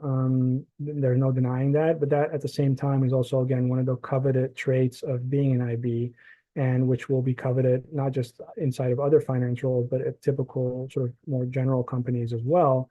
And I would say the IB lifestyle, if you enjoy that pressure, the transactional nature, the variety that comes with looking at different things on an ad hoc basis, and you're at a solid firm that you enjoy working at and you enjoy your colleagues, there's absolutely nothing wrong with staying in IB and progressing through all those levels and ultimately ending up as an MD and being potentially a successful MD, as that path and that sort of almost guaranteed sort of compensation path, as we've spoken about, is very unique and can offer a very lucrative career path with a fair amount of certainty that some of these other options on the slide here do not offer, or offer at a much higher volatility.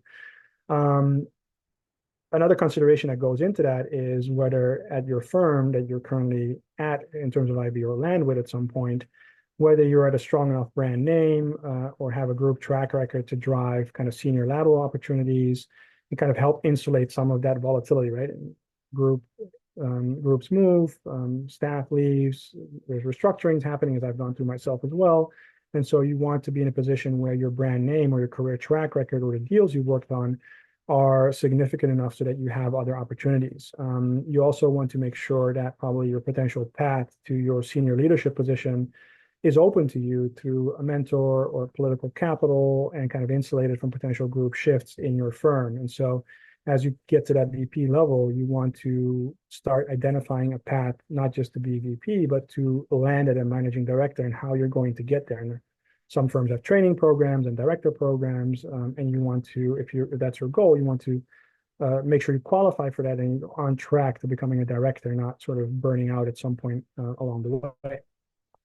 For those of you who are maybe entering an IB, but are more interested in increasing deal involvement and having less of that transactional nature, thinking more at a critical or strategic level and having a more long-term view and compensation aligned with that, PE can be a very lucrative exit opportunity where you're generally, because of the investment nature of your deals, have a longer involvement and a more hands-on involvement with the investment. So that comes with a bit more quote unquote stability or less variety in the transactional sense, but also more critical thinking. And then your compensation will be tied more towards the outcome of that long-term investment as well. And so that can be more lucrative in that sense than potentially IB.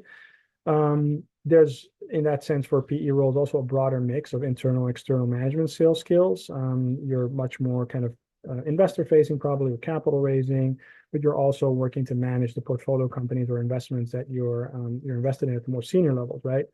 In terms of work-life balance, I would say there's probably some flexibility with regards to the work schedule, being quote unquote on the buy side and calling the shots a bit more, but there's not that much more improvement in terms of hours or responsibility. So make no mistake about it, private equity is not going to be a 9-to-5 role for you. And that shouldn't be one of the work-life balance shouldn't be one of the leading arguments for going to PE. Then to round out this slide, a couple other kind of areas that maybe are not necessarily the go-to kind of default gateways, if you will. There's obviously venture capital or VC. I would say from a work perspective, the shift is more on the analytical focus to macro or market, but also an increased entrepreneurial component. A lot of times you're working with firms that are in the early stages of starting up and growing. And so a part of the role there will be in terms of how do you enhance value? How do you position this company for growth? At the larger firms, how do you position this company for a successful exit through IPO or a strategic sale, right? And so that will come with a lot more being hands-on with the portfolio companies, but it also comes with a relatively low success rate where not all the PC companies you work with or your firm invests in are going to be unicorns and exit and have billion-dollar IPO valuations and whatnot. And a lot of them may absolutely go nowhere. And so having that kind of hit or miss ratio and dealing with that is definitely something that you're going to have to be comfortable with in the VC sort of arena. That said, being in VC can generate a lot of or a wider range of future opportunities because in parts you'll be more hands-on with different companies and work more closely with those management people as well. I think we're getting a question, but I'll round out this slide and I'll come back to the question. In terms of hedge funds, again, on one of the other niche exit opportunities, I would say if you're maybe more interested in increasing your ad hoc or transactional nature, so even beyond investment banking, and you enjoy kind of proprietary investment views or strategizing about different niche investment strategies, hedge funds can be definitely an arena where you can get a lot of exposure to that. A lot of hedge funds will have proprietary strategies, very niche. They'll focus on maximizing profitability within that sort of silo. And as such, compensation will have a much more shorter term focus, but that pressure will also be much more short-term focused as well, right? So whereas PE or IB are more long dated, you have to achieve goals over the course of a year or a number of years. Hedge funds can be as cutthroat as you need to hit X in this month. And if you have 2 or 3 months of not hitting that, we're having a completely different conversation, right? And so if that's an arena that you thrive on and a sort of environment that you're stimulated by, hedge funds can be a very appealing arena, and the career path, because of that specialization, then can also become very specialized. So kind of keep in mind long-term in hedge funds that future opportunities can maybe be somewhat limited if you've only traded in a certain strategy for a decade plus, right? It can kind of negate some of the other skills or the transferability of the other skills. In terms of kind of your more outside of conventional finance opportunities, there's corporate finance. This is probably, out of all of them, the kind of best work-life balance. So if kind of that is what your main driver is, going into a conventional role, being sort of more of a 9-to-5, 9-to-6 corporate job kind of person, and having more of an internal/analytical focus, then a corporate finance role could be a potential good sort of outlet. It could be maybe a stronger accounting or reporting or management focus if you're kind of in a CFA, a CFO kind of role, where you're reporting to a CFO or aspiring to one day be a CFO, or it can be more of an M&A corporate development kind of role where you're looking to function as in-house acquisitions or in-house investments for a certain firm, and as such have that purview and kind of have that sort of driving environment to kind of balance it and be on the end where you're both calling the internal analytical shots, but again, very much from a corporate perspective. So without some of the cutthroat pressure and absurd hours that tend to come with IB and PE. Again, potential paths here are to, again, like I mentioned, CFO or kind of other C-level roles. And then finally, startup. As you go to IB or PE, you may accrue a significant amount of capital if everything goes well and you follow some of the tips today. And find yourself in a position where you may want to use some of that capital or are in a position to maybe raise additional capital and start your own firm. That is all nice and well. And if you have an entrepreneurial spirit, that's great. But arguably, out of all the exit opportunities, this is also the most volatile one where the success and the long-term options that you're going to have available to you are going to be contingent on how you perform as an entrepreneur. And so, whereas that can generate additional freedom or vastly outperform any of the compensation options on this slide, if you find your niche in a product or service and do extremely well, it can also be very volatile. And if it doesn't work out, the downside of being an entrepreneur and having done that for a number of years is that your reentry into a conventional job may be tough because you're not necessarily in a position where you've gained corporate sort of experience in that sense or have transferable skills besides being an entrepreneur, and also facing questions as to why were you an entrepreneur for X years and it didn't work out and et cetera. So something to keep in mind, but that said, don't let that deter you. If you have a certain service or product that you feel is worth it, that's definitely an option to consider. So I think that brings us kind of at the end of our session. Going to the question here, I think Jovan asked the question, how early do you need to specialize within PE and real estate to accelerate your career path? And I notice a lot of real estate professionals do not have an MBA, CFA, or CAIA. Would you still recommend to pursue that for PRE? Okay, so there's a bit to be said for kind of the standard track and the process in the US. I've seen both sides coming from Europe, but in the US, there's almost like an absurd turnaround for PE. I've seen analysts come in and start in September and pretty much already interview in September, and some of them getting offers in October and November of their first year, so like 2 to 3 months in. And they kind of, to kind of jokingly on an insider note, they kind of become kind of dead analysts from an IB perspective because they're not incentivized to learn and progress to the rest of the IB program or really step up because they have an offer in PE and they're going to leave next year, and it's kind of just biding their time to start their PE role. So that nuance is a bit odd, but it's the way the industry works. So it unfortunately carries over into real estate as well. So within real estate investment banking, I would split that into public real estate investment banking, so very much REIT advisory, which you'll find at the top, sort of bulge bracket larger firms, and PRE advisory, which you'll find at the middle market and smaller boutiques.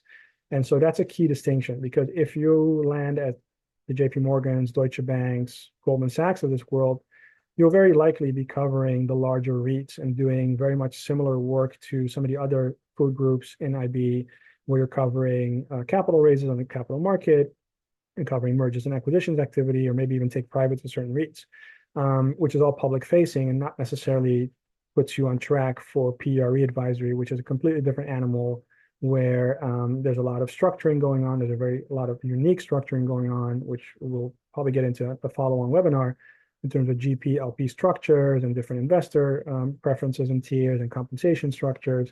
And so that's an entirely different skill set from sort of public REIT three-statement advisory, if you will. And so if you're in that public arena, transitioning will probably be a bit harder, but you should still be able to make that transition on the basis of your analytical prowess to be able to model out asset underwriting, albeit at the PRE level, the asset underwriting will be a much larger focus. So if I'm in the PRE side, I'm interviewing someone for a PRE junior role, I'm not necessarily caring about your ability to model out a three-statement REIT model and get to FFO and AFFO and all these REIT metrics. I am much more focused on your ability to model out a building. So I have an office building, a mall, or a multifamily building. I want to know and see that you can understand the different cash flows that go into that, how I'm getting to my kind of net investment cash flow, and how I'm generating the returns and the metrics that are inherent to analyzing a building as opposed to analyzing a REIT. So anything you can do in a sense to prepare to be able to intellectually talk through those metrics is a good way of preparing to get into PRE.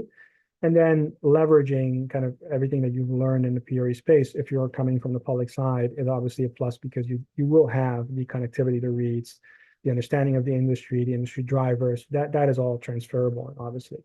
So again, accelerating your career path is probably best done by looking at the asset level drivers and the asset level models and criteria and getting as comfortable as possible with that. If there are certain firms or certain strategies that you feel like you want to land with, so if you ambition being in a multifamily setting, for instance, being able to understand multifamily and spending a lot more time with those sector reports and drivers is going to be obviously beneficial to you as well. And then on your second question, I know there's a lot of real estate professionals do not have an MBA, CFA, or CAIA. And what I would recommend pursuing that. I think all three of them are kind of different entities.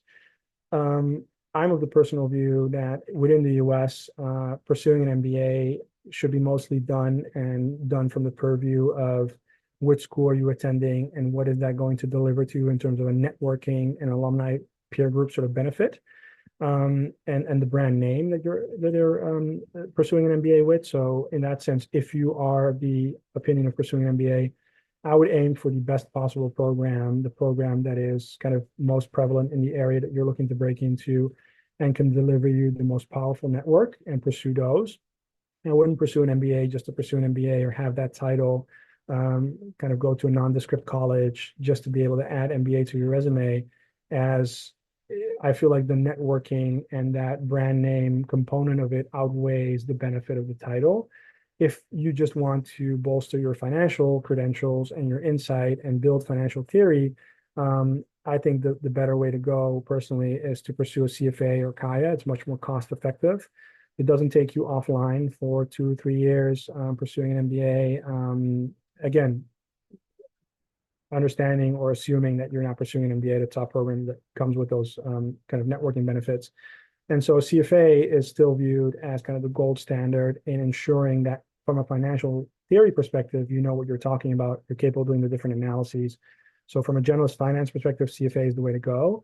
I think if your objective is to ultimately land at PRE and be successful within PRE, I feel CAIA is an invaluable tool. And I'm not just saying that because I have CAIA myself. I'm saying that actually kind of having landed at CAIA over a number of years, as when I started my career, I pivoted into real estate because it was an opportunity at a large middle market firm, and I wanted to transition out of generalist IB.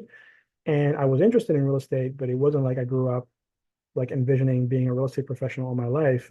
It was interesting to me, and it was the right firm and the right opportunity, and so it aligned. But it was never something that my whole life I kind of spent preparing or training for. And so as I found myself learning a lot of the on-the-job skills necessary for PRE, I started looking out for programs that allowed me to be a better PRE professional.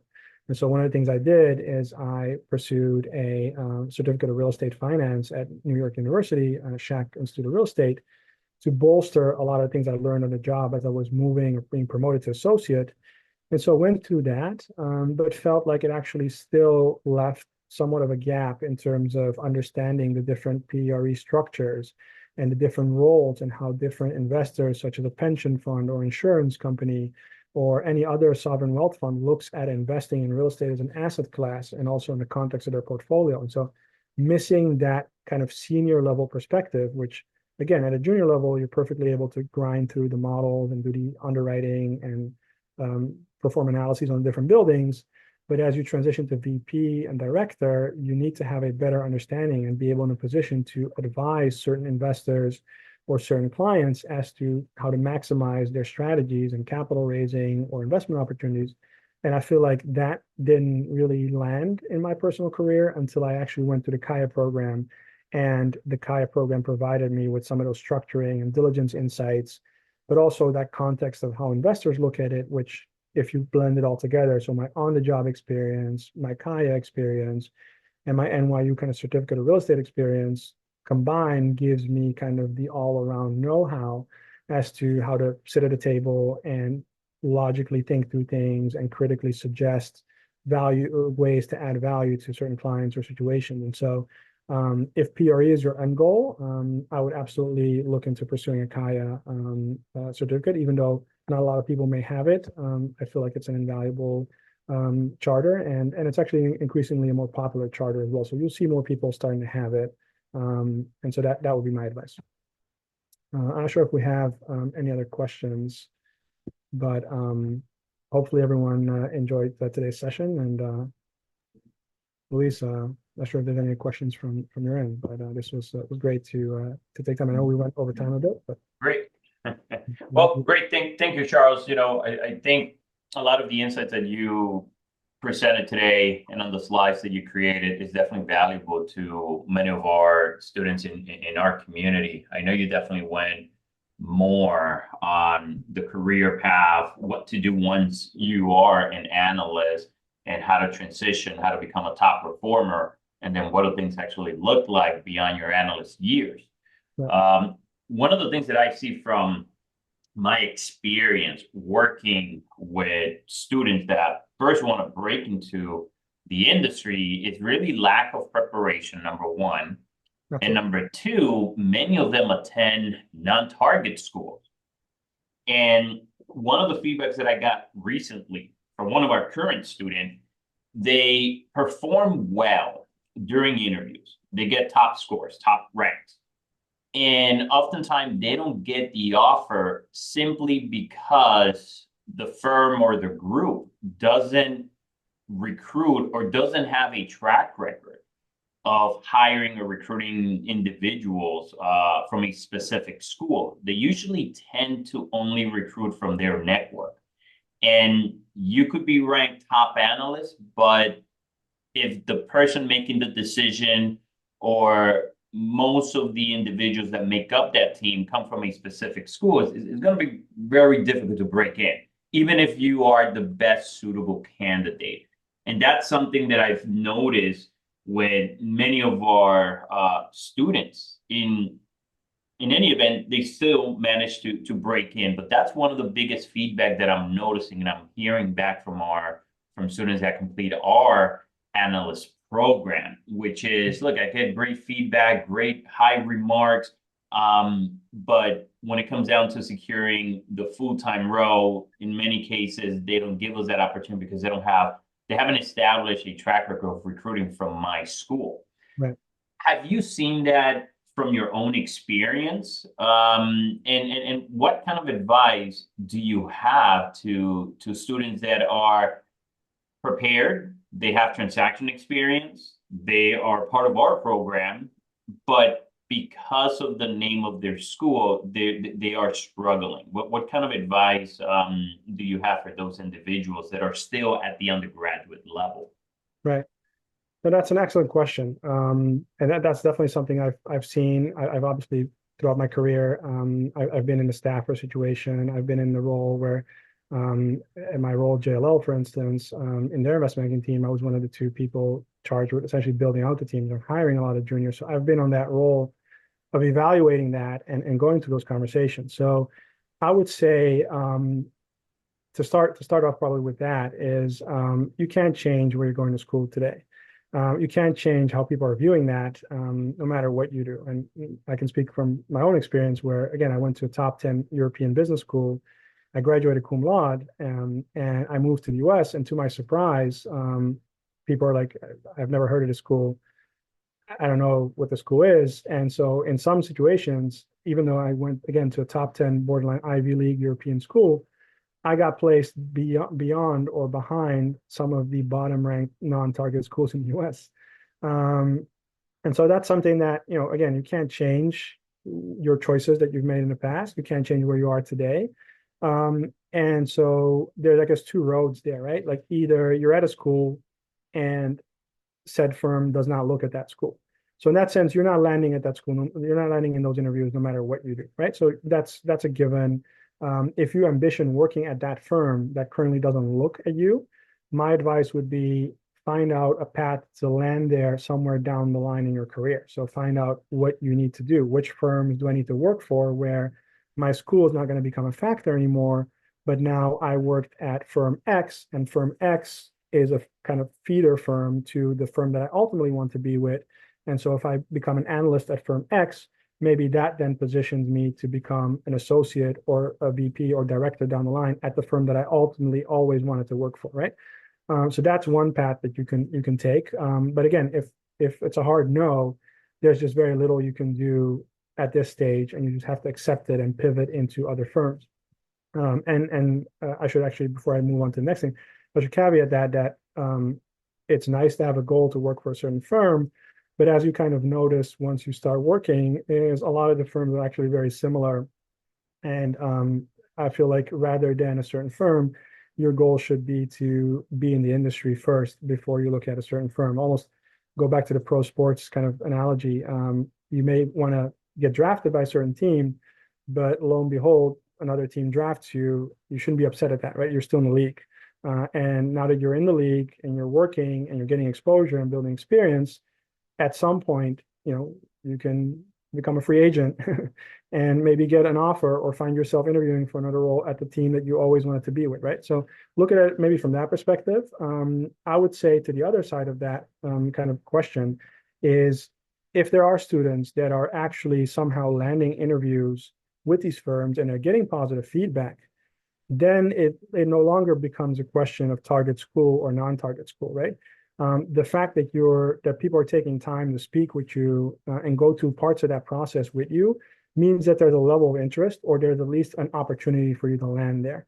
And then from that point onwards, the onus completely shifts. It gets put entirely on you. So I would say, I'm not saying that not everything is being truthfully shared, but I would say that if the feedback is you're doing great through the process and everything's fine and everything's great and you've hit all the marks, you should ultimately have an offer. And things happen. I've been in situations myself as well where it's a toss-up between two candidates, and as incorrect maybe at times as that is, it may come down to a position of fit, and fit is kind of the banner under which a lot of things get explained away. And being kind of classifying as a minority myself and non-target, I'm very much aware of certain things that can happen in interviews as well. And I don't necessarily want that as my go-to, but that is unfortunately reality of human nature and life. If there's a toss-up decision between candidate A and candidate B, and credentials, again, I'm discriminating that credentials wise and qualification wise, they should be tied or equal, then at the end of the day, it's going to come down to what is called fit. And that could be any argument from any person. And you can't speak to people's preferences or decision making. But the elements that you can control are, again, some of the elements that we mentioned today. How do you build a connection with someone? How do you come across as an intellectual person that can speak, not just about finance and what you're supposed to know, but also about social topics, show that you're well-rounded. And not just to connect with the person you're interviewing with, but at a lot of these larger firms, hiring is not necessarily done from the perspective of we need an analyst. And maybe analysts are not the best example because analysts are, sorry to say this, but are kind of expendable in that sense, or get viewed as expendable, where there's not a ton of thought that goes into where is this analyst going to be 10, 12 years down the line, because that's just the nature of the industry with the turnover to PE and performance and people burning out, et cetera. But from the associate level onwards, there's a lot more thought about how is this person going to evolve into VP, director, and beyond. And that's where the way I look at fit and the way I've always looked at fit in my interviews, that's where that comes in, where it's you're talking to this person and these people are neck and neck and they're both hitting all their marks. But now it's becoming to me about, if I hire this person, how is this person going to evolve? I'm hiring this person as an associate. Can he or she progress and dominate this role and alleviate me as a senior? And at some point, can this person become a better manager and start managing the analyst? Can he or she transition to VP? potentially be sociable or kind of extrovert enough to generate certain business opportunities or drive business. And then you start looking at maybe other credentials as well, like what school did you go to?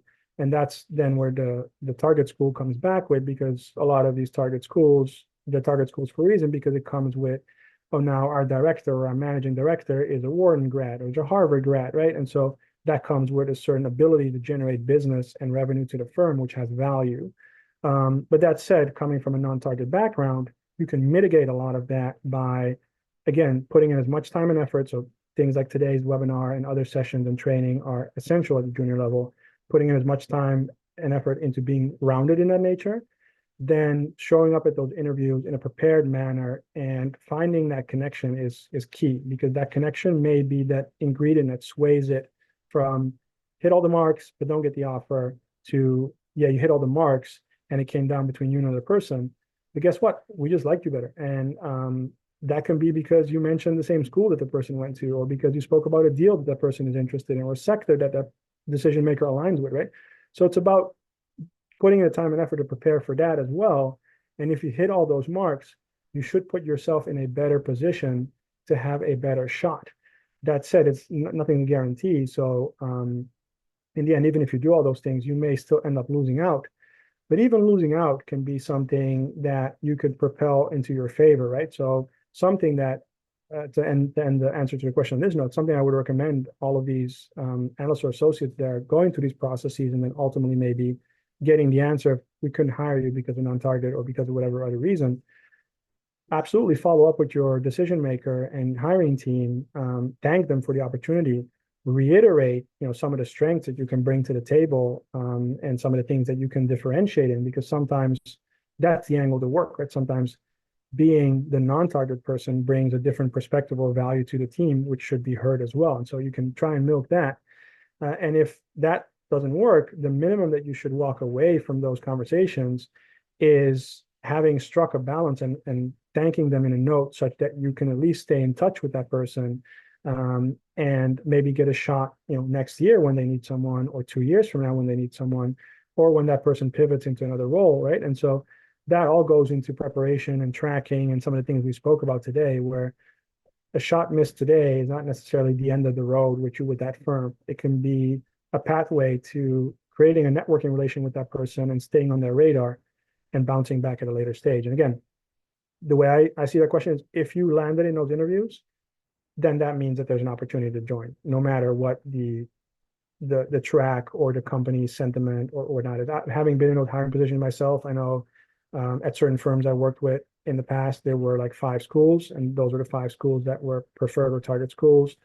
But at any point in time, if me or another hiring manager or the staffer stepped up and say, we've interviewed 10 people and to HR in this case, all your target school people didn't meet the bar, but we have this one person that is qualified and ticks all the marks. The only mark he or she doesn't tick is the target school, but we need an analyst and we need this person we think he or she is going to do well.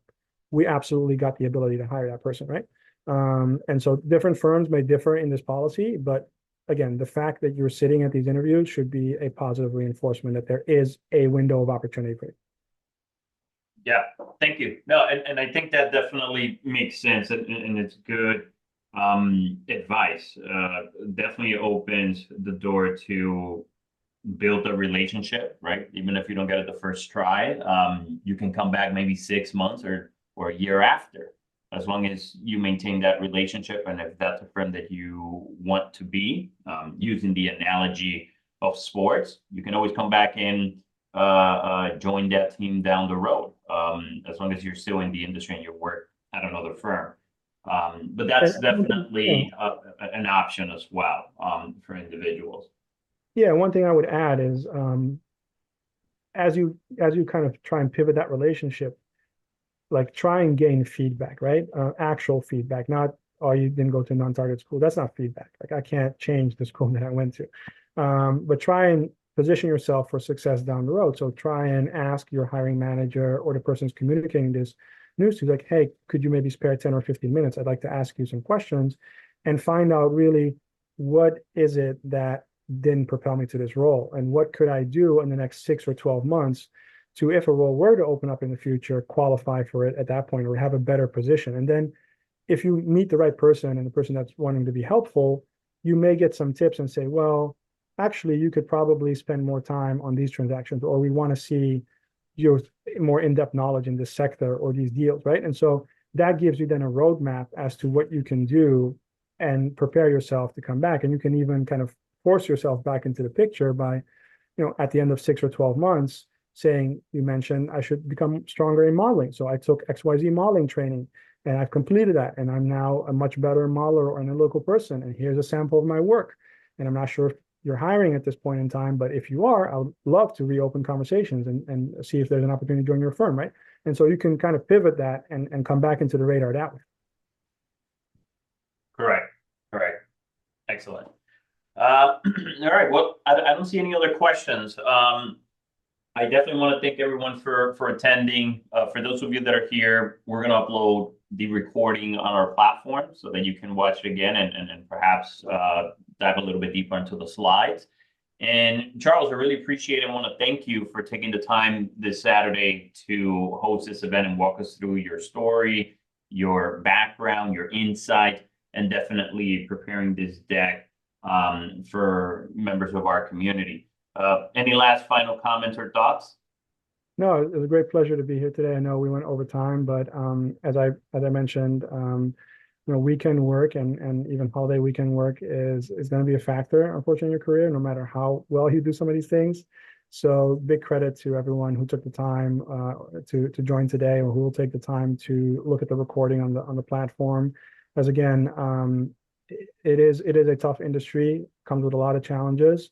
But one thing that you have absolute control over, regardless of your background, is your preparation and how you come into opportunities. And so taking this seriously and preparing, it will show. It will show, maybe not in your first interview or your second, but it will show at some point down the line.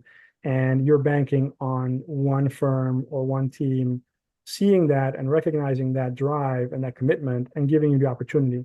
And from there on out, you're off to your start of your career, right? And so yeah, big thanks to everyone for showing up and available for any questions or follow-ons as they arise.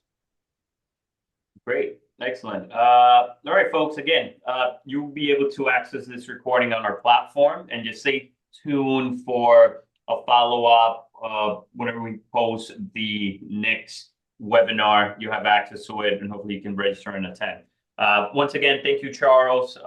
We can debrief and connect offline. And thank you, everyone. Take care. Bye-bye. Thank you.